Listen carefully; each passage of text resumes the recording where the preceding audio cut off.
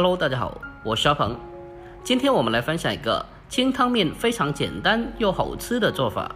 这样做出来的面条吃起来劲道爽滑，而且还不起坨。最关键的是做法还特别简单又快捷，非常的适合早上赶着上班的上班族，还有赶着上学的小朋友的早餐作为食用。好了，接下来跟着我的视频一起来了解一下我是怎样做的吧。首先我们准备少许的小葱，清洗干净以后给它改刀切成小葱花。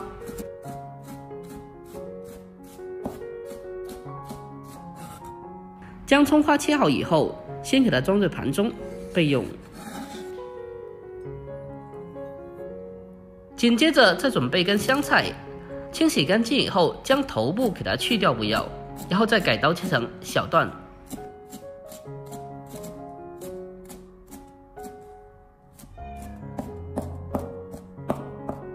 香菜切好以后和葱花放在一起备用。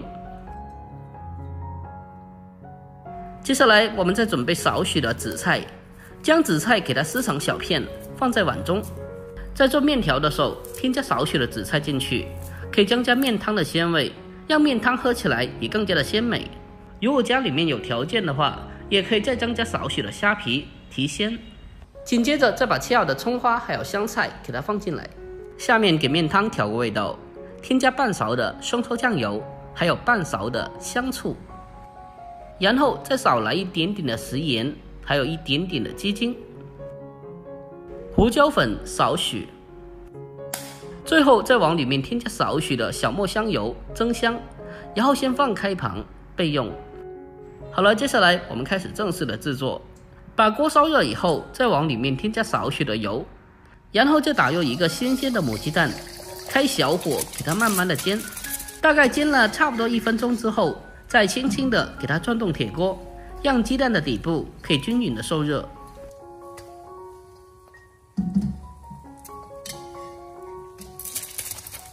把鸡蛋小火慢煎至底部金黄色之后，接着用锅铲给它翻个面，再煎另一面，再继续的小火慢煎至两面金黄色。就这样，这个荷包蛋就煎好了。接下来我们再往锅里面添加适量的开水。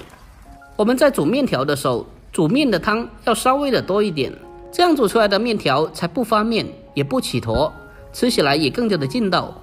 等到锅中的汤水煮开以后，接着再把面条给它放进锅中，再用筷子给它扒拉一下，把面条给它挑散，让面条可以均匀的受热和成熟。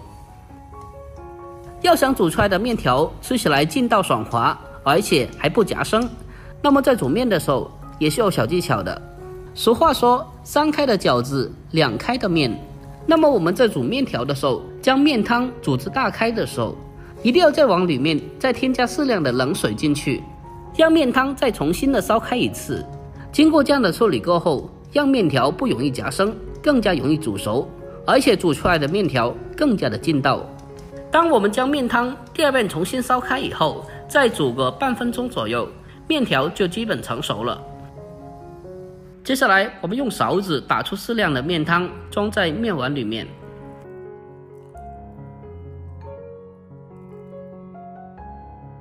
紧接着我们再把面条给它盛出来，